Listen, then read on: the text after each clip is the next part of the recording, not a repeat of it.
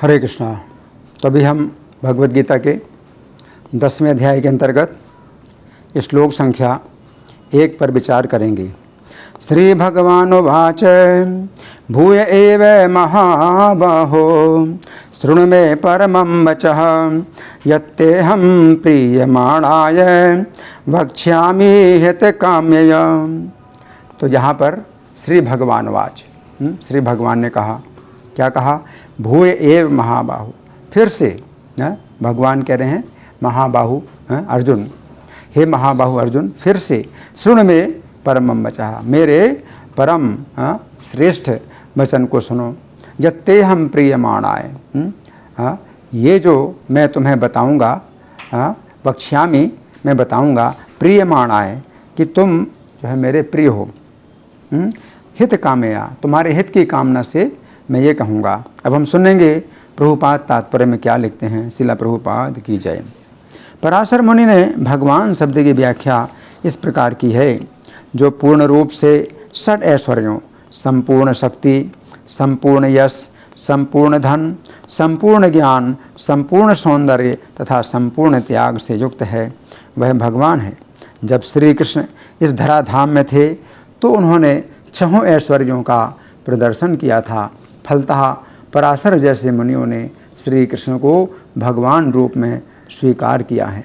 अब अर्जुन को श्री कृष्ण अपने ऐश्वर्यों तथा कार्य का और भी गुह्य ज्ञान प्रदान कर रहे हैं। इसके पूर्व 7वें अध्याय से प्रारंभ करके वे अपनी शक्तियों तथा उनके कार्य करने के विषय में बता चुके हैं। अब इस अध्याय में वे अपने ऐश्वर्यों का वर्णन कर रहे हैं। पिछले अध्याय में उन्होंने दृढ़ विश्वास के साथ भक्ति स्थापित करने में अपनी विभिन्न शक्तियों के योगदान की चर्चा स्पष्टतया की है। इस अध्याय में पुनः वे अर्जुन को अपनी सृष्टियों तथा विभिन्न ऐश्वर्यों के विषय में बता रहे हैं। ज्यों-ज्यों भगवान के विषय में कोई सुनता है, त्यों-त्यों वह भक्ति में रमता जाता है। व्यक्ति को चाहिए कि भक्तों की संगति में भगवान के विषय में सदा श्रवण करे, इससे उसकी भक्ति बढ़ेगी। भक्तों के समाज में ऐसी चर्चाएं केवल उन लोगों के बीच हो सकती हैं जो सचमुच कृष्ण भावनामृत के इच्छुक हों। ऐसी चर्चाओं में अन्य लोग भाग नहीं ले सकते। भगवान अर्जुन से स्पष्ट शब्दों में कहते हैं कि चूँकि तुम मुझे अत्यंत प्रिय हो, अतः तुम्हारे लाभ के लिए ऐसी बातें कह रहा हूँ। तो यहाँ प्रभुपाद का तात्पर्य समाप्त हुआ।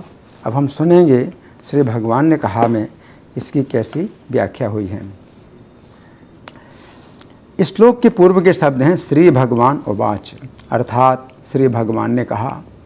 इस श्लोक के तात्पर्य में शिला प्रभुपाद लिखते हैं, पराशर मुनि ने भगवान शब्द की व्याख्या इस प्रकार की है, जो पूर्ण रूप से षट ऐश्वर्यों, संपूर्ण बल, संपूर्ण धन, संपूर्ण यश, संपूर्ण ज्ञान, संपूर्ण सौंदर्य तथा संपूर्ण त्याग से युक्त है, वह भगवान है। जब श्री कृष्ण इस धराधाम में थे उस समय उन्होंने 6 ऐश्वर्यों का प्रदर्शन किया था। फलतः पराशर जैसे मुनियों ने श्री कृष्ण को भगवान के रूप में स्वीकार किया है इति। पिछले अध्याय के अंतिम श्लोक में श्री कृष्ण ने कहा था कि अर्जुन श्री कृष्ण के ही अनन्य भक्त बने तथा श्री कृष्ण में ही अपना मन लगाएं। श्री कृष्ण के इस वचन को सुनकर अर्जुन ने विचार किया कि यदि मैं श्री कृष्ण की बताई विधि के अनुसार अनन्य भक्ति में लग जाऊं तो फिर युद्ध करने की क्या आवश्यकता है। इस समय अर्जुन इसी विचार में डूबे हुए हैं तथा श्री कृष्ण भी प्रतीक्षा कर रहे हैं कि अर्जुन या तो अपना संशय प्रकट करें अथवा युद्ध करें। इस प्रकार अर्जुन तथा श्री कृष्ण दोनों चुप हैं। अब अर्जुन ने विचार किया कि श्री कृष्ण ने उन्हें अपनी जो महिमा बतलाई है वो अत्यंत अद्भुत है। मेरी अभी सुनने की इच्छा तृप्त नहीं हुई है। यदि श्री कृष्ण मेरे ऊपर कृपा करें तो मुझे अपने गुणों का कुछ और ज्ञान दें। उस समय श्री कृष्ण ने विचार किया कि चूँकि अर्जुन उनके द्वारा दिए हुए ज्ञान से तृप्त नहीं हुए हैं, अतः अर्जुन को कुछ और विशेष ज्ञान दिया जाए। पिछले श्लोक में श्री कृष्ण ने अपने ही संबंध में 6 बातें बतलाई थीं कि हमें श्री कृष्ण का ही भक्त बनना चाहिए, श्री कृष्ण के ही मन के अनुसार चलना चाहिए, श्री कृष्ण की ही पूजा करनी चाहिए, श्री कृष्ण को ही नमस्कार करना चाहिए। इस प्रकार हम श्री कृष्ण के परायण होकर श्री कृष्ण के ही धाम में जाएंगे। जिस समय अर्जुन ने श्री कृष्ण के ही संबंध में ये 6 बातें सुनी, उस समय अर्जुन को श्री कृष्ण के पक्ष में इतनी बातें सुनकर अत्यंत प्रोत्साहन प्राप्त हुआ। अब अर्जुन की इच्छा हुई कि श्री कृष्ण अपनी महिमा के संबंध में कुछ और बातें बताएं। अंतर्यामी होने के कारण श्री कृष्ण अर्जुन की इच्छा को समझ गए। अतः उन्होंने इस श्लोक में कहा है कि अर्जुन श्री कृष्ण की महिमा के संबंध में श्री कृष्ण से ही सुने। इस श्लोक में श्री कृष्ण के 2 अत्यंत महत्वपूर्ण शिक्षाएं हैं, जिनकी हम क्रम पूर्वक चर्चा करेंगे। तो पहली शिक्षा, इस श्लोक की प्रथम पंक्ति के शब्द हैं भूयः एव महाबाहु शृणु मे परमं वचः, अर्थात हे महाबाहु, तुम मेरे परम उपदेश को पुनः सुनो। तो यहाँ पर श्री कृष्ण अर्जुन को महाबाहु कहकर संबोधित कर रहे हैं। महाबाहु शब्द का अर्थ है ऐसा व्यक्ति जिसकी भुजाएं विशाल हैं अथवा बलिष्ठ हैं। अर्जुन जिस समय युद्ध करते हैं उस समय उनकी विशाल भुजाओं के पराक्रम का परिचय प्राप्त होता है। महाभारत के भीष्म पर्व के अंतर्गत अध्याय संख्या 114 में वर्णन आता है कि जिस समय महाभारत के युद्ध का 10वां दिवस चल रहा था, उस समय रण क्षेत्र में विजय के लिए प्रयत्न करने वाले महारथी शल्य को अर्जुन ने बाणों की वर्षा करके ढक दिया। उसके बाद कृपाचार्य और सुशर्मा को भी 3-3 बाणों से बींध डाला। फिर प्राग ज्योतिषपुर के राजा भगदत्त, जयद्रथ, चित्रसेन, विकर्ण, कृतवर्मा, दुर्मर्शन तथा महारथी विंद और अनविंद, इनमें से प्रत्येक को 3-3 बाणों द्वारा विशेष पीड़ा दी। तत्पश्चात अतिरथी वीर अर्जुन ने कौरवों की सेना को अपने बाणों के द्वारा अत्यंत पीड़ित कर दिया। फिर अर्जुन ने त्रिगर्तों की विशाल सेना को पीड़ित किया। उन समस्त रथियों के बीच में खड़े होकर खेल सा करते हुए उदार महारथी अर्जुन विचित्र दिखाई देते थे। अर्जुन ने रण क्षेत्र में सैकड़ों सूरवीर मनुष्यों के धनुष और बाणों को बारंबार छिन्न भिन्न करके उनके मस्तकों को भी काट गिराया।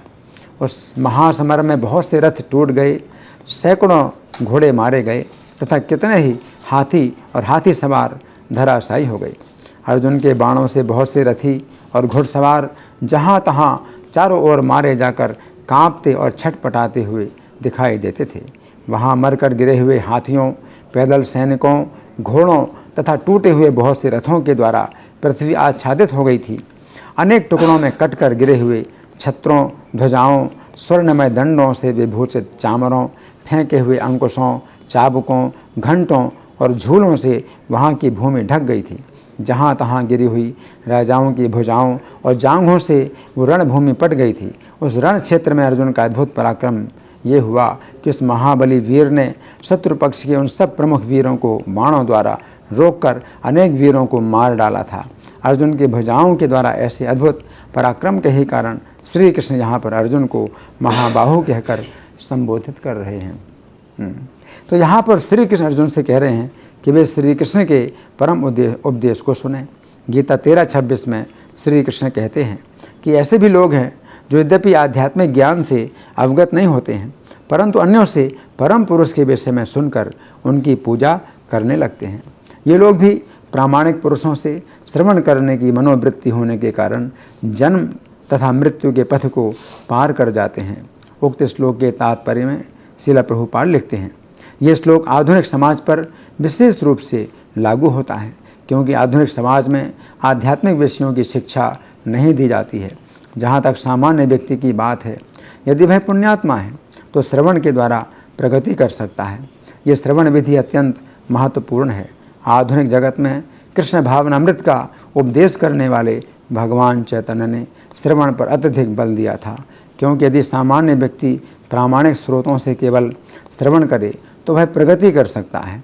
इसीलिए कहा गया है कि सभी व्यक्तियों को सिद्ध पुरुषों से श्रवण करने का लाभ उठाना चाहिए और इस तरह क्रम से प्रत्येक वस्तु को समझने में समर्थ बनना चाहिए। हमें उन व्यक्तियों का दास बनना चाहिए जिन्हें परमेश्वर का ज्ञान है। यदि कोई इतना भाग्यशाली हुआ कि उसे शुद्ध भक्त की शरण मिल सके और वो उससे आत्म साक्षात्कार के विषय में श्रवण करके उसके पद चिन्हों पर चल सके, तो उसे क्रमशः शुद्ध भक्त का पद प्राप्त हो जाता है। इस श्लोक में श्रवण विधि पर विशेष रूप से बल दिया गया है और ये सर्वथा उपयुक्त है। यद्यपि सामान्य व्यक्ति प्रायः समर्थ नहीं होता, लेकिन प्रामाणिक व्यक्ति से श्रद्धापूर्वक श्रवण करने से इस भव सागर को पार करके भगवत धाम वापस जाने में उसे सहायता मिलेगी। इति। इस श्लोक के तात्पर्य में श्रील प्रभुपाद लिखते हैं, ज्यों ज्यों भगवान के विषय में व्यक्ति सुनता है त्यों त्यों वह भक्ति में रमता जाता है। व्यक्ति को चाहिए कि भक्तों की संगति में भगवान के विषय में सदा श्रवण करे, इससे उसकी भक्ति बढ़ेगी। भक्तों के समाज में ऐसी चर्चाएं केवल उन लोगों के बीच हो सकती हैं जो सचमुच कृष्ण भावनामृत के इच्छुक हों। ऐसी चर्चाओं में अन्य लोग भाग नहीं ले सकते हैं। इति। तो यहाँ पर श्री कृष्ण कह रहे हैं कि हम श्री कृष्ण के विषय में सुने। इस संबंध में भागवत 1:18-11 में श्रील प्रभुपाद लिखते हैं, जब हम परमेश्वर के दिव्य गुणों तथा कार्यकलापों के विषय में सुनते हैं तो हमें भगवत गीता 4:9 में भगवान स्वयं ने अपने संबंध में जो कुछ कहा है उसका स्मरण करना चाहिए। उनके सारे कार्य, यहाँ तक कि जब वे मानव समाज में कार्य करते हैं तब भी दिव्य ही रहते हैं, क्योंकि वे सब भगवान की आध्यात्मिक शक्ति द्वारा अभिप्रेरित होते हैं जो उनकी भौतिक शक्ति से भिन्न है। जैसा कि भगवत गीता में कहा गया है, ऐसे कार्य दिव्यम कहलाते हैं। अतएव जिस रूप में भगवत गीता तथा श्रीमद् भागवत में भगवान के दिव्य कार्यकलाप वर्णित हैं, उनके विषय में हम जितना ही श्रवण करते हैं उतना ही हम उनकी दिव्य प्रकृति के विषय में जान पाते हैं और उतना ही हम भगवत धाम के पथ पर अग्रसर होते हैं। इति। अब दूसरी शिक्षा। इस श्लोक की दूसरी पंक्ति के शब्द हैं, यत्ते अहम प्रियमाणाय वक्ष्यामि हित काम्यया, अर्थात चूँकि तुम मेरे प्रेमी हो इसलिए मैं तुम्हारे हित की कामना से कहूँगा। तो यहाँ पर श्री कृष्ण कह रहे हैं कि वे पुनः अर्जुन से अपने विषय में कहेंगे। यद्यपि पिछले अध्याय में श्री कृष्ण ने अपने उपदेश का निष्कर्ष निकाल दिया है, परंतु फिर भी श्री कृष्ण अर्जुन से और कहना चाहते हैं। श्री कृष्ण के मन में कहने का भाव अभी भी बना हुआ है। जिस प्रकार अर्जुन को श्री कृष्ण की बात सुनते हुए तृप्ति नहीं हो रही है, उसी प्रकार श्री कृष्ण को भी अपने प्रिय भक्त अर्जुन के प्रति अपने हृदय की बात कहते कहते तृप्ति नहीं हो रही है। कारण यह है कि श्री कृष्ण के हृदय की गोपनीय बात भक्त के सिवाय संसार में और कोई सुनने वाला नहीं है। अतः श्री कृष्ण अर्जुन के बिना पूछे ही कृपापूर्वक 10वें अध्याय का विषय आरंभ कर देते हैं। तो यहाँ पर श्री कृष्ण अर्जुन के लिए प्रियमाण शब्द का प्रयोग कर रहे हैं। प्रियमाण शब्द दो शब्दों से मिलकर बना है, प्रिय तथा माण। प्रिय शब्द का अर्थ है स्नेह तथा माण शब्द का अर्थ है ऐसा व्यक्ति जिसके पास कोई विशेष वस्तु है। इस प्रकार प्रियमाण शब्द का अर्थ हुआ ऐसा व्यक्ति जिसके पास स्नेह है। तो यहाँ पर श्री कृष्ण अर्जुन को प्रियमाण शब्द से संबोधित करते हुए कह रहे हैं कि हे अर्जुन, तुम मुझसे अत्यंत स्नेह करते हो। मैंने पिछले अध्याय के अंत में जो कुछ कहा था कि तुम मेरे भक्त बनो, तुम मुझे नमस्कार करो, मेरी इन बातों से तुम्हारा मेरे प्रति स्नेह और अधिक बढ़ गया है। जो ईर्ष्यालु होते हैं वे मेरी इन बातों को सहन नहीं करते हैं। वे सोचते हैं कि श्री कृष्ण क्यों ऐसा कहते हैं कि वे श्री कृष्ण के भक्त बने, वे श्री कृष्ण को नमस्कार करें। परंतु हे अर्जुन, तुम मेरी इन बातों से अत्यंत प्रसन्न होकर और भी आगे की बातें सुनना चाहते हो। इसका अर्थ है कि तुम मेरे प्रति प्रियमाण हो। ऐसे प्रियमाण व्यक्ति को मैं भी अपना गुप्त रहस्य बताने में प्रसन्नता का अनुभव कर रहा हूँ। ये बात समझने की है कि यदि सुनने वाले की वक्ता के प्रति श्रद्धा है और वक्ता के अंदर भी सुनने वाले के लिए हित की भावना है, तो वक्ता के वचन श्रोता के हृदय में अटल रूप से जम जाते हैं। यहाँ पर श्री कृष्ण कह रहे हैं कि वे अर्जुन के हित की कामना से ही ऐसी बातें कह रहे हैं। ईर्ष्यालु लोग सोचते हैं कि श्री कृष्ण गीता में जो उपदेश दे रहे हैं कि हम उनके भक्त बने, ये श्री कृष्ण की स्वार्थ की भावना है। श्री कृष्ण अपने स्वार्थ के लिए ही ऐसा कह रहे हैं कि हम उनके भक्त बने। ऐसे प्रश्न का उत्तर ये है कि श्री कृष्ण का कोई स्वार्थ नहीं है कि हम उनके भक्त बने। इसमें तो हमारा ही स्वार्थ है कि हम श्री कृष्ण के भक्त बने। यदि हम श्री कृष्ण के भक्त बनते हैं, यदि हम श्री कृष्ण की सेवा करते हैं, तो हमें उसका अनंत गुणा फल प्राप्त होता है। श्री कृष्ण को हमारी सेवा की कोई आवश्यकता नहीं है, परंतु हमारे लाभ के ही लिए वे ऐसा कहते हैं। तो यहाँ पर श्री कृष्ण कह रहे हैं कि वे हमारे हित के ही लिए अपनी भक्ति का उपदेश दे रहे हैं। भागवत 5:6-18 में श्रील सुखदेव गोस्वामी कहते हैं कि श्री कृष्ण अपना भजन करने वालों को मुक्ति तो आसानी से दे देते हैं, परंतु अपनी भक्ति नहीं देते हैं, क्योंकि वे अपनी भक्ति के द्वारा पूरी तरह से वशीभूत हो जाते हैं।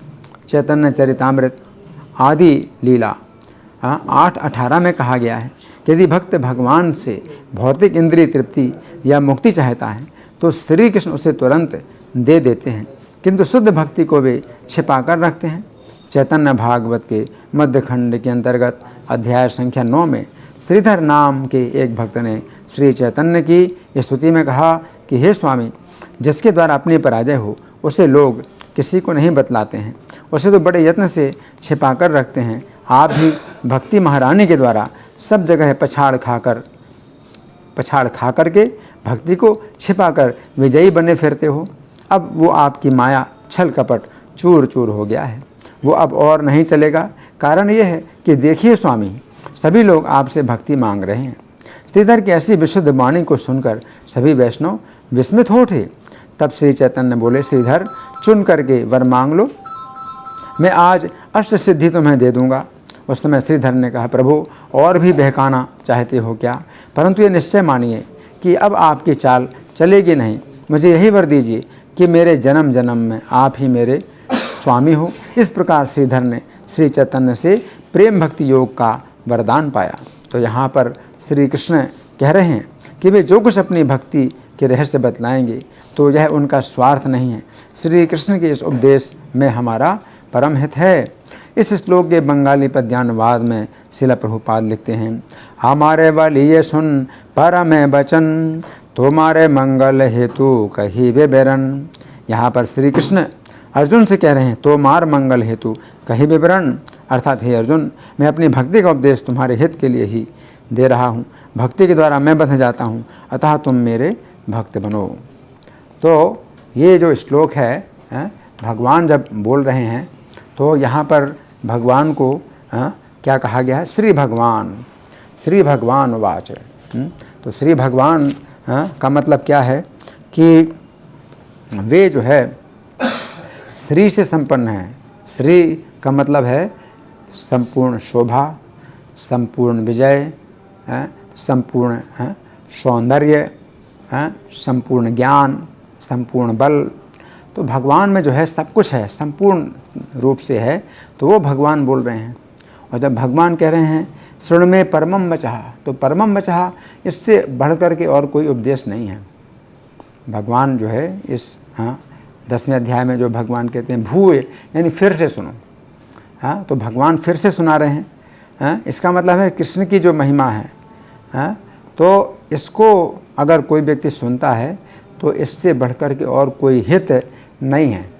हम श्री कृष्ण का अगर गुणगान करते हैं और श्री कृष्ण का गुणगान सुनते हैं, तो इससे बढ़ा और कोई अपना लाभ नहीं है।